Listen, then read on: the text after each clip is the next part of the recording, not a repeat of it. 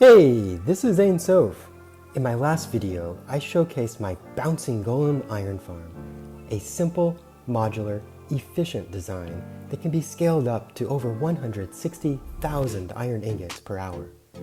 I also told you that you could build a starter version of this iron farm with very little materials required. In this video, I'm going to give you a step-by-step tutorial on how to build that starter iron farm. But first, I'd really appreciate if you liked and subscribed to my channel. I've literally spent hundreds of hours perfecting this design and others, as well as producing videos for you to enjoy. I really appreciate your support. Okay, here's that starter farm I've been talking about. I've scaled it way back to just the essentials, while still maintaining the essential footprint needed once we want to scale this up and start bouncing. Now, we're not going to be bouncing at this point because this is just a starter farm, and as I've discussed in my other video, the whole point of the bouncing is to contend with higher levels and not having those golems drop by the villagers on the lower levels. But when there's only one level, you don't have to bounce.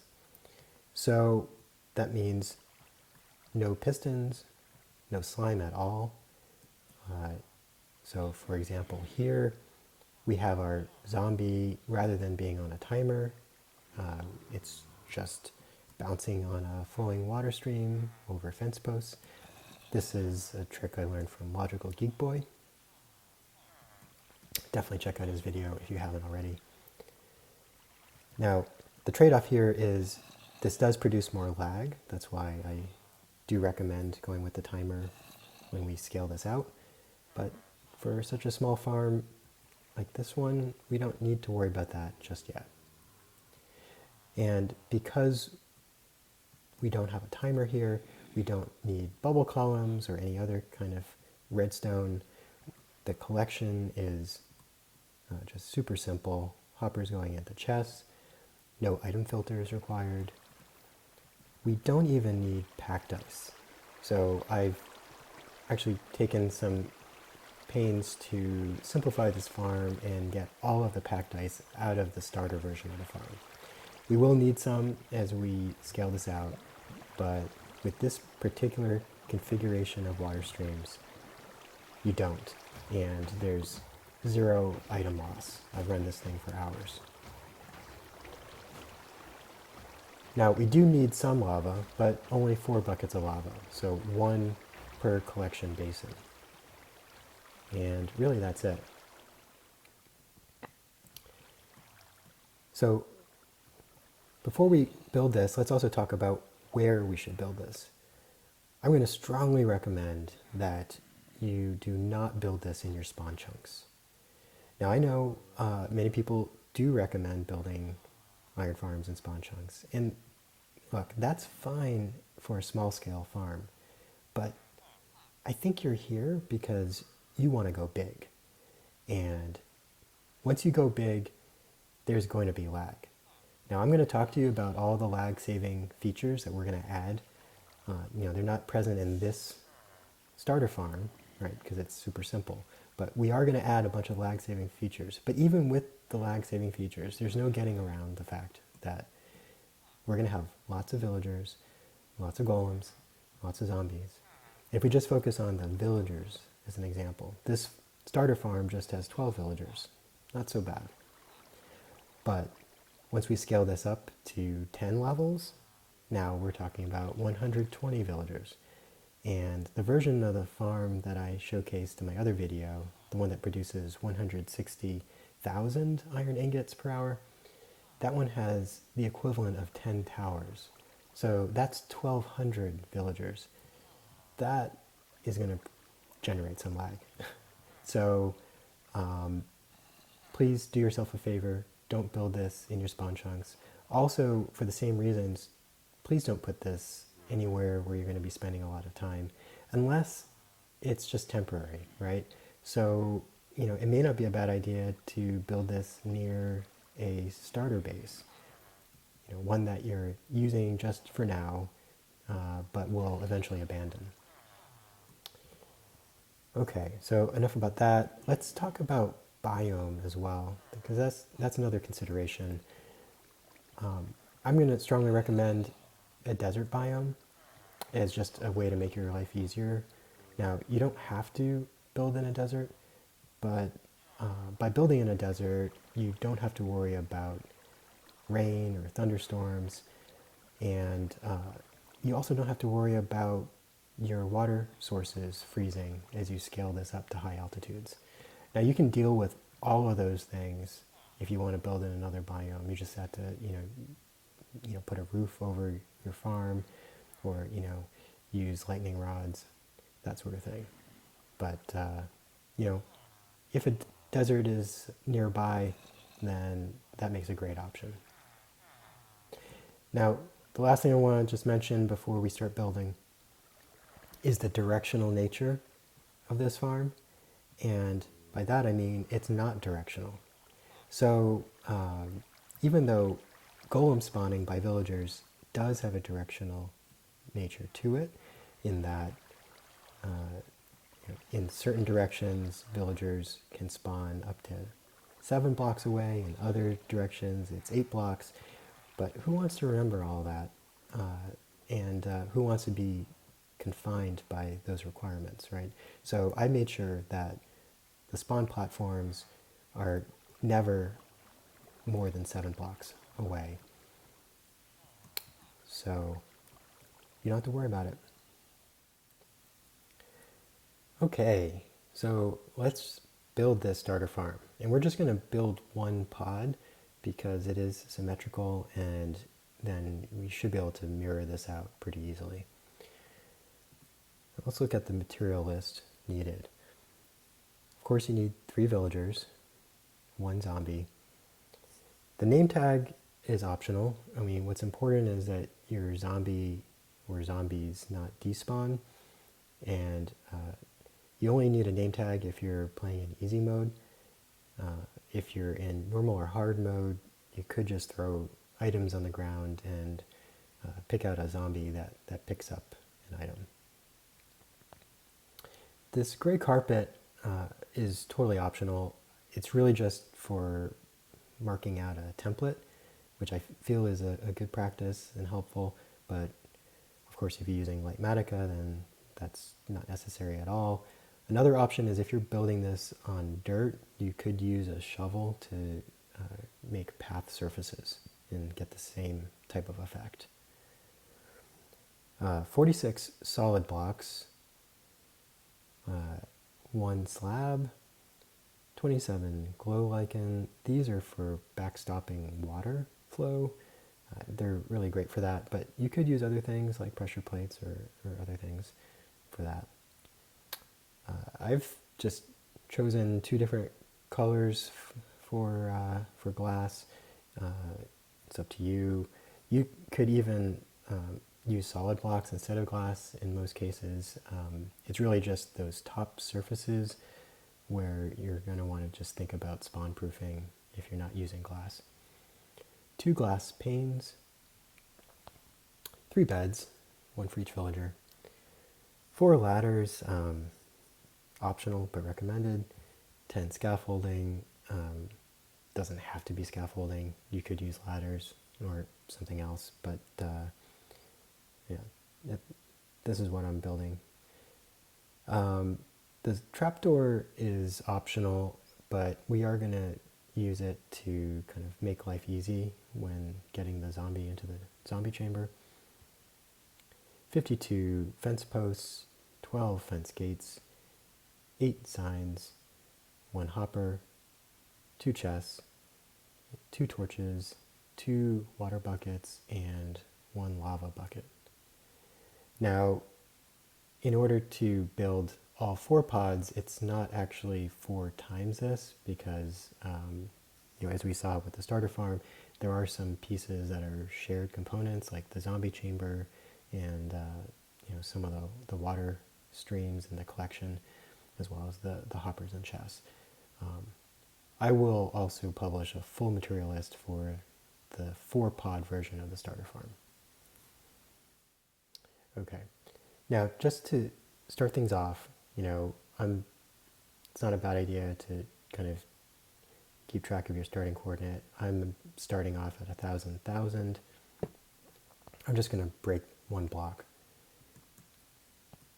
And now heading out west, again, it's not directional, but this is just the direction I'm building this. I'm going to count out going every other block. 1, 2, 3, 4, 5. Now I'm going to make this little diamond shape and then continue 1, 2, 3, 4, 5.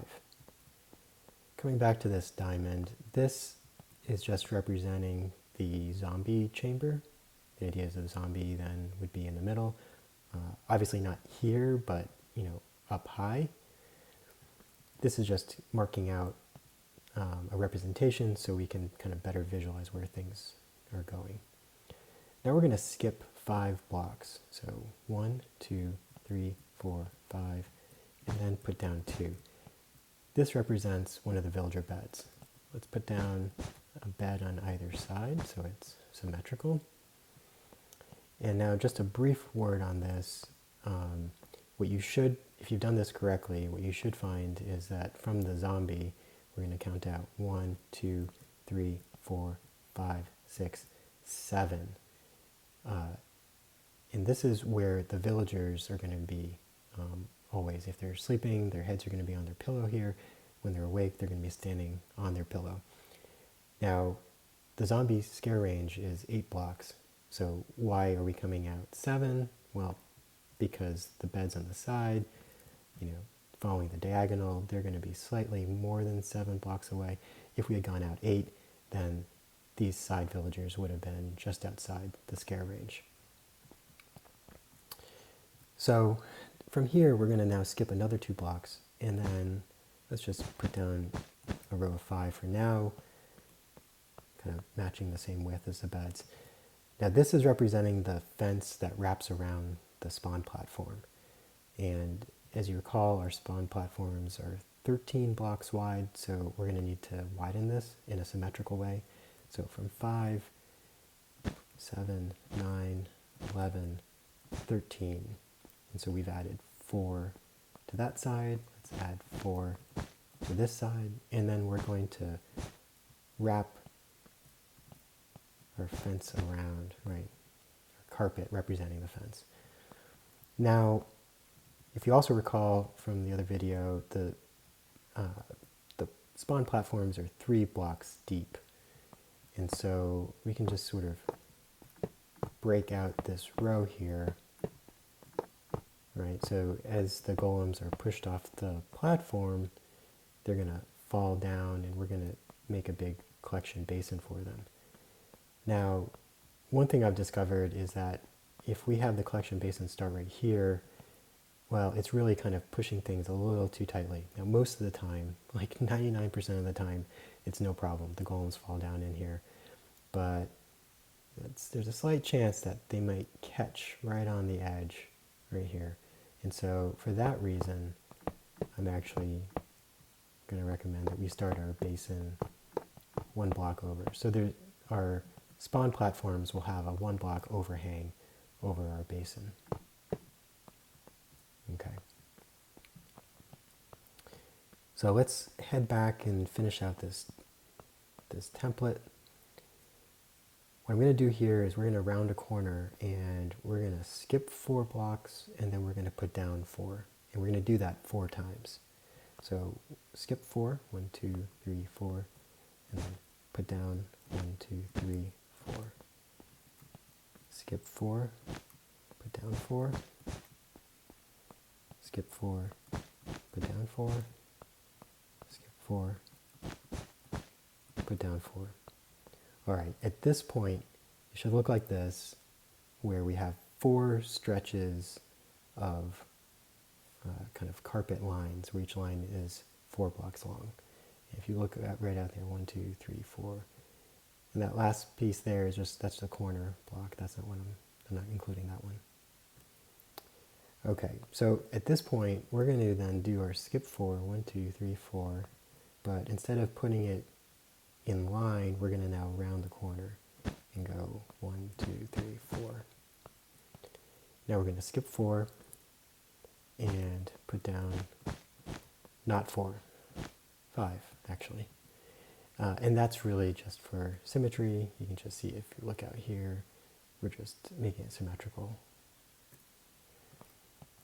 We're going to skip another 4 and put down 4. And then we're going to just come out 1, 2, 3, and we're going to see that now we're in line with that starting block that we broke. Now, from this edge, we're going to skip 8 blocks and start digging. So we're going to skip 1, 2, 3, 4, 5, 6, 7, 8, and we're going to dig out this 9th one. And now what we're going to do is dig out a trench that's 9 blocks deep all the way back to our starting position.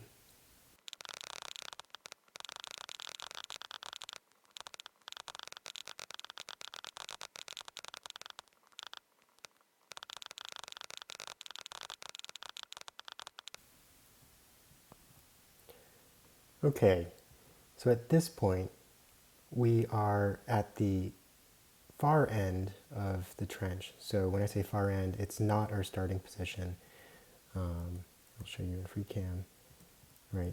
So we're now on the end, on this end.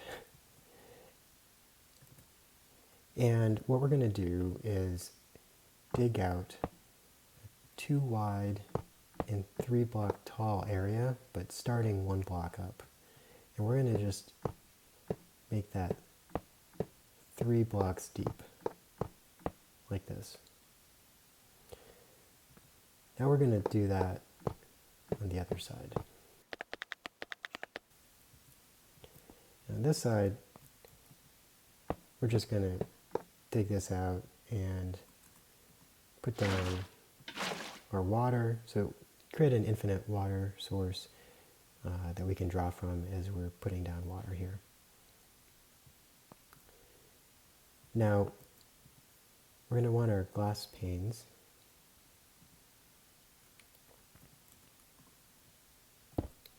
And put our 2 glass panes right here. And then put down flowing water right there. That's going to be part of our item collection. Now we'll come back and do the other side to be symmetrical as we build out the other pods, but for now, it doesn't matter. Now, from here, we're going to actually dig out that 3rd block and put down a fence post here. That's going to serve as sort of a temporary slowdown of the item flow to allow the items to bulk up. And that is a lag saving feature. If you recall from my first video, I had recommended using a bottom slab instead. Now, the bottom slab will work as well, but that does require being over packed ice. If we use a fence post, it doesn't need to be. So there's also another reason I'll get to a bit later about why this is a nicer approach. So let's put down a water stream here. You can see it just flows right over that fence post. And now, of course, water streams flow out 8 blocks. We're going to cut this one short so it's only flowing 6 blocks. Okay. Now, this is really important. I'm going to go into free cam to help explain this, but it's super important that the water flow past the fence post is flowing for just 3 blocks. And the reason is this particular water flow configuration allows for the items to make their way over this solid block even though the solid block is not packed ice. And this is just a way to make it easier to build. Now, if you want to put down packed ice, then it just doesn't matter anymore. Yeah, if you're building it like this, make sure you build it exactly right. And it's also strange, but this particular water configuration, the 2x3 here going in to the glass panes, that actually is really important and influences whether items are able to make it over a non-ice block here. And so this configuration works. I've tested it for many hours.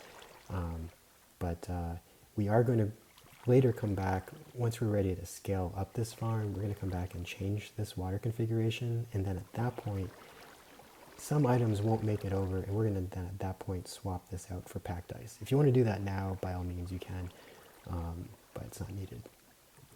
Okay. Put down another water stream here. This one we're going to let flow all the way out to 8 blocks and put like an after, and then one more water. At this point, we should have 4 blocks remaining, if you've counted everything out right. And we're going to dig those out. So now we're 10 blocks down. Now let's clear out a little area here, 2 blocks high, like this.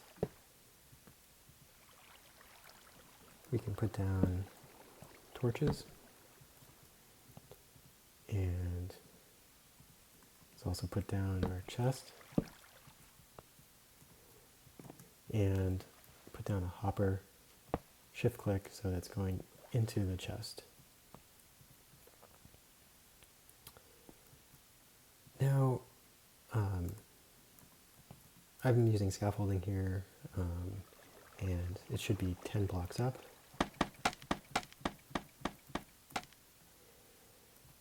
And I also like to put some glass so that it's just above the water stream. And this just allows you to walk out over the water stream without picking up any items. Okay, now the last thing that we're going to take care of while we're down here is just to put a fence gate here. Now, the reason for this is, now what you're going to see later on is we're going to kind of have the lava take care of the golems. It'll also take care of any 2 block high mobs. But the baby zombies are ever a nuisance, and will end up down here. I mean, unless you spawn proof in some other way. And it's not a bad idea to spawn proof this if you want to, but you don't strictly have to. The baby zombies will end up down here, and actually, the vast majority of the time, they're just going to end up in this water stream, and then actually end up in those little kind of quadrants next to the fence posts, and just end up stuck there. Now, baby zombies are not that common anyway, and probably you're not going to find that many, but if that, for whatever reason, is an issue for you and bothers you, you could put lava under that fence post. Just be sure to leave 3 air blocks between the lava and the fence post, otherwise your fence post will burn up. And it's super rare, but it is. I have seen, if in particular, if you are, say, maybe AFK and you just happen to be standing here, you're then giving an incentive for a baby zombie to try to reach you and could hop up here, but the gate will protect you.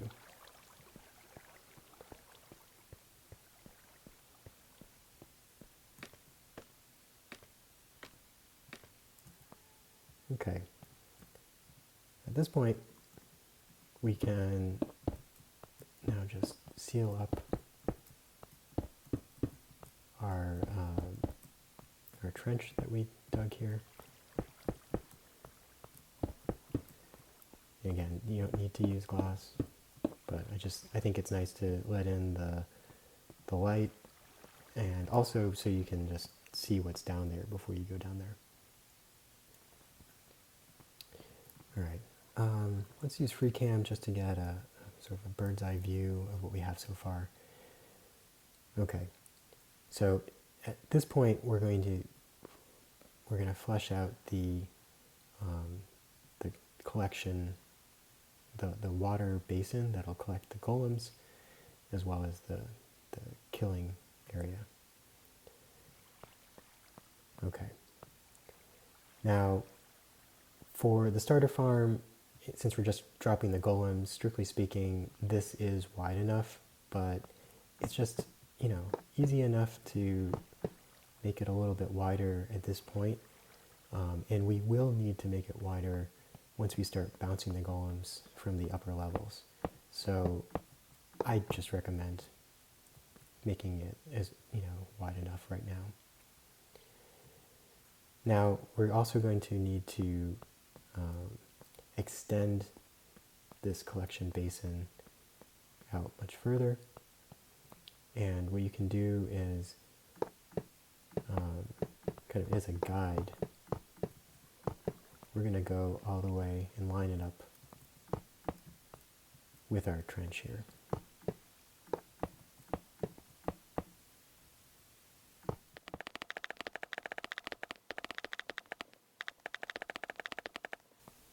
Okay, and we're actually going to need to go down another level, so we can go ahead and do that now.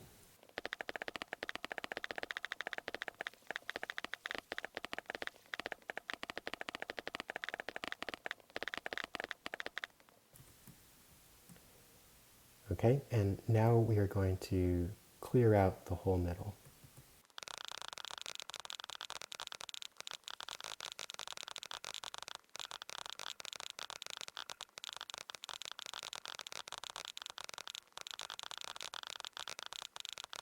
Okay, at this point, the basin is all cleared out and we can start putting down some water.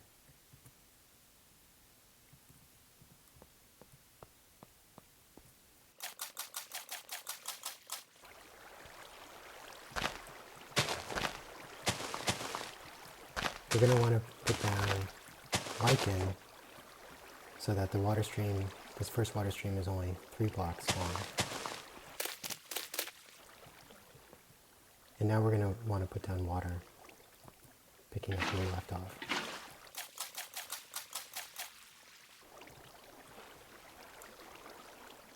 So there should now just be 2 blocks left, and we're going to dig this out to a depth of 3 blocks.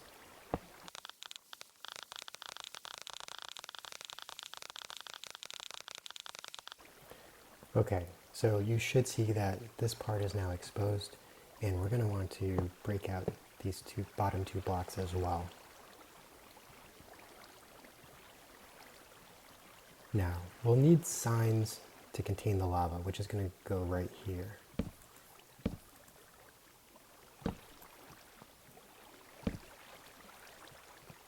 And we'll also need signs here,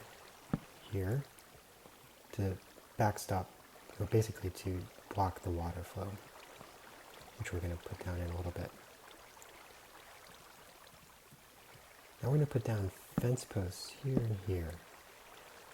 Now the reason for this is, well, the golems are already tall enough to reach the lava that's going to go here, but those 2 block high mobs, when they get pushed over this fence, their head will get dipped into the lava, which is good for them. So before I put the lava in, let's just take care of the water streams. Now, in survival, it may be helpful to create an infinite water source here. And we'll come back and fill in that hole later. So at the end of that water flow, some glow lichen, some more water, more glow lichen, and water here. Alright. Now let's get the lava out, and we can just put it right there.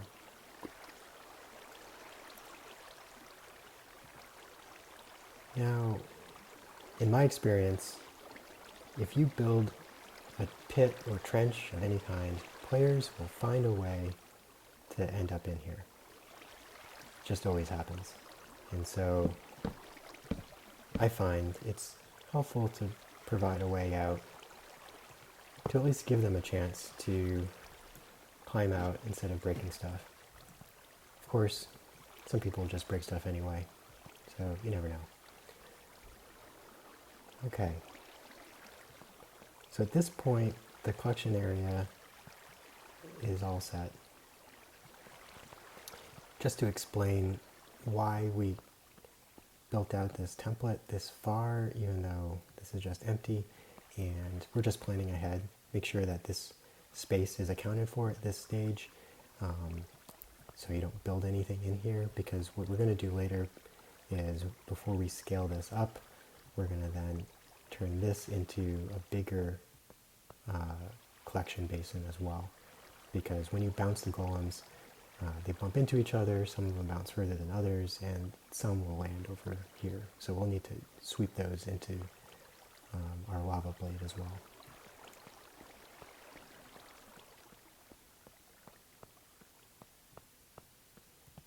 Okay, so at this point we're ready to build the structures that are above ground. And so I think it might be helpful just to pop over back to our model so I can show you something real quick. All right. So there's a question of like, how high should the platforms be? And the short answer is 20 blocks up. Why 20? Well, as we've talked about, the villagers have a detection range for golems that extends 16 blocks. So the red and orange represent those 16 blocks of detection range. Golems are only 3 blocks tall, so in theory, you could get away with your platforms being only 19 blocks up, but I like to leave that extra block of buffer. Just imagine a scenario where, let's say, someone puts down a chest or an ender chest and then leaves it there, and suppose you have some golem who happens to be wandering around and then gets up on this chest. Well, if your platform's only 19 blocks above, that golem is gonna shut down production of that of any villagers who are within range. But at 20 blocks, it's not an issue. Of course, if someone wants to build larger structures with stairs and things, that would be bad, and don't allow that, because you could have golems get within range if that were the case. But so I recommend 20 blocks. All right, let's pop back to our building area.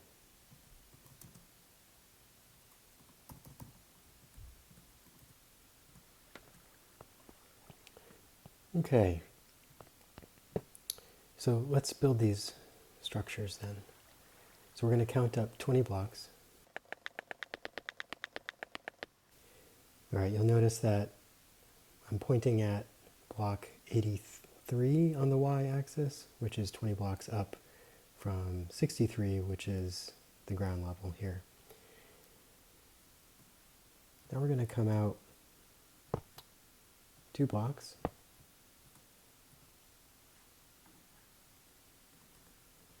And we can put down our building blocks that we're going to put our beds on.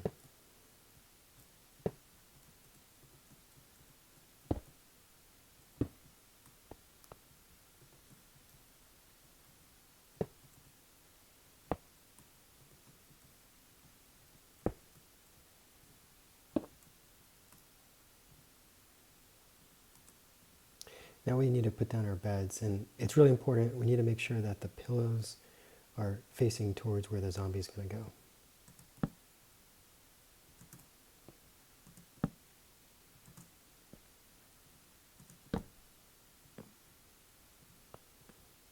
Okay, now we will be putting glass blocks on the the foot of the beds, but let's hold off on doing that for just now because we do need to walk over the beds.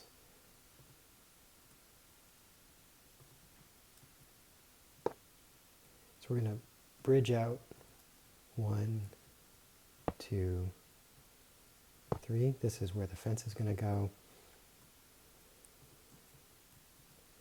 And this is our spawn platform, which, as you recall, is 3 blocks deep and 13 blocks wide.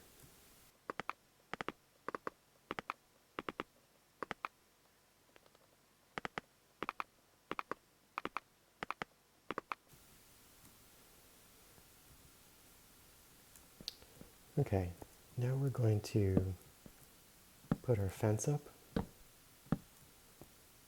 Now this is going to be a 3 tall fence, but for now we're going to start with just the first layer.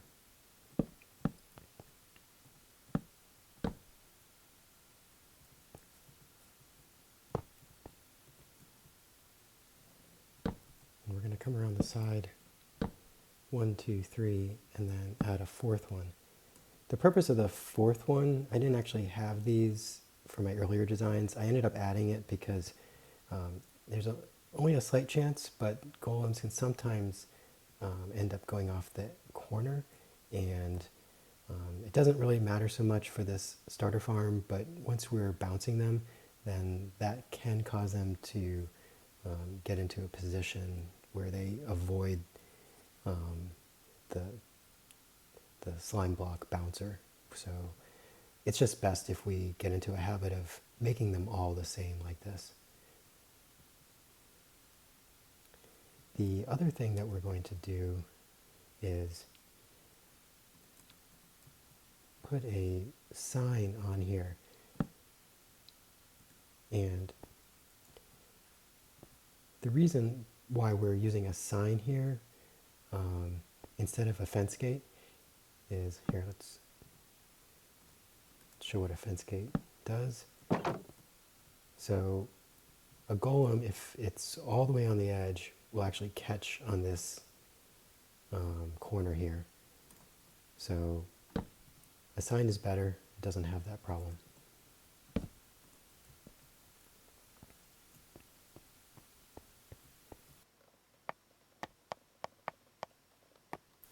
All right, now we could put signs all the way across.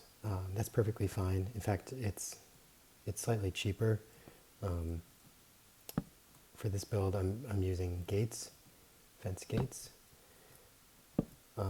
which I guess have the slight advantage of not being as fragile, right? If you have signs upon signs, then breaking one can cause all the ones stacked on it to fall off.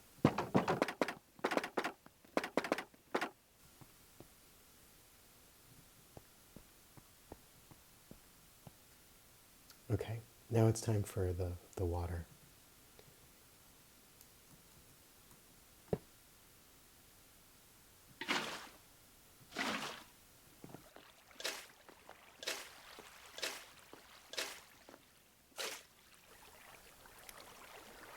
And now we need to build this up to 3 blocks tall.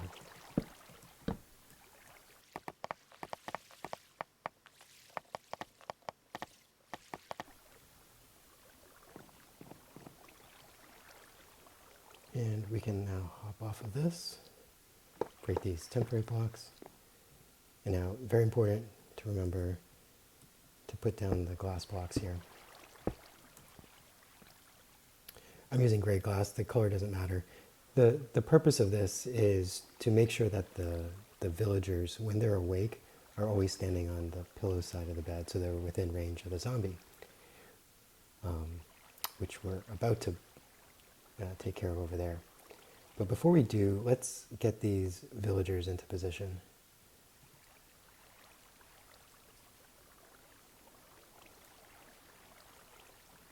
Now, villagers can just be incredibly infuriating. I guess my advice here would just be to build a stairway up Make sure it's as straight as possible, just because their pathfinding can be terrible. And when it becomes nightfall, in theory, if all goes well, they should pathfind up to these beds. If they don't, you may need to provide some coercion, or, maybe set some beds temporarily lower and then relocate them up higher. But for now, we're just going to put them in their beds.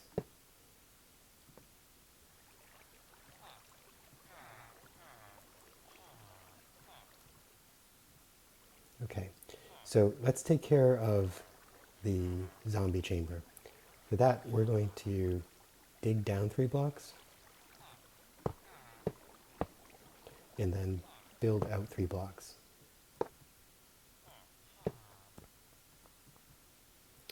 Then we want to put a fence post on the end and then next to it. Get our temporary blocks, put them on top. This is where the water is going to go. And since it needs to contain water, we're going to surround it. I'm just using gray glass here.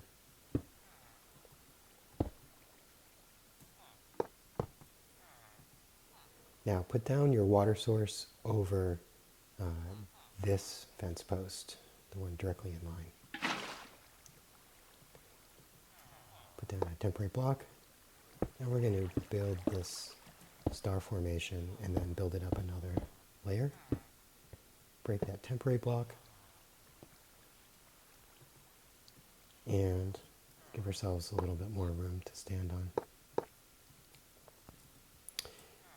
Now, just to kind of explain how you get the zombie in here, you're probably going to want to block that off temporarily, build a little archway around here, and build a little structure like this. This is where that trap door is handy. So you can put that right there, and then we can actually simulate this.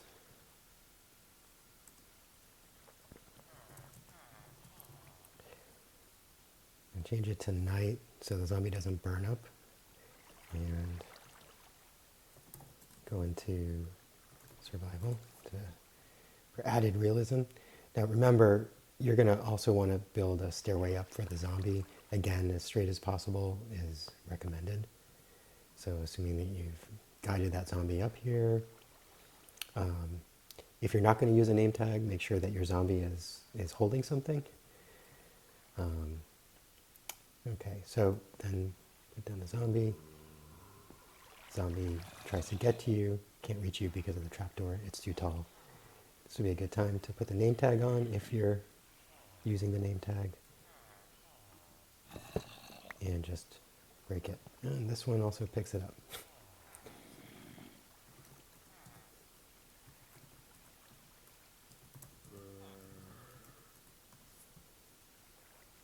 So just popping back into creative here. So now as you're tearing this down, one thing that might be convenient is, you're going to want to protect your zombie so it doesn't burn up like it was starting to right there. So you need a solid block for that. And you need to spawn proof it. So just using a slab there. Okay, now you can get rid of your temporary blocks. And we're already producing golems.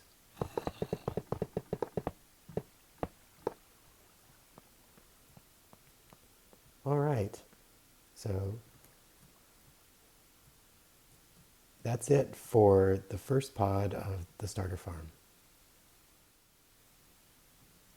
Okay, so what I've done here is I've just swapped out the chest that the hopper's going into for a wool block, so I can use carpet mod to measure the productivity of this single pod version of the starter farm.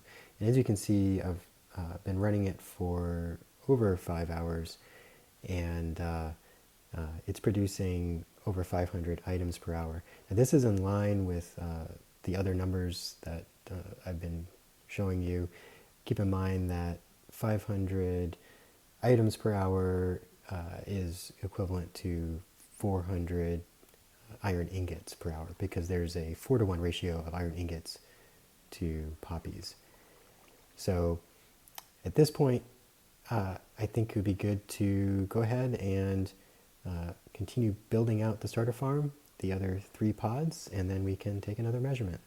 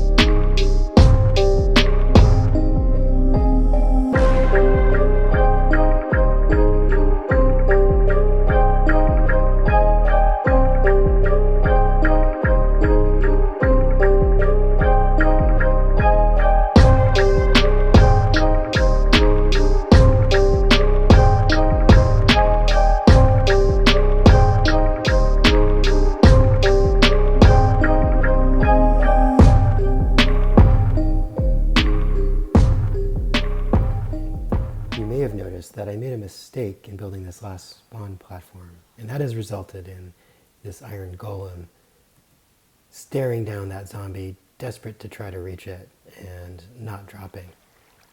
Now, it will eventually drop, but this is obviously not ideal, because these villagers are now prevented from spawning a new golem because this golem is sticking around. So the solution is to actually build these fences 3 blocks tall, as I've instructed. I just need to follow my own advice. So let me go ahead and do that, and then we will measure the productivity of this farm.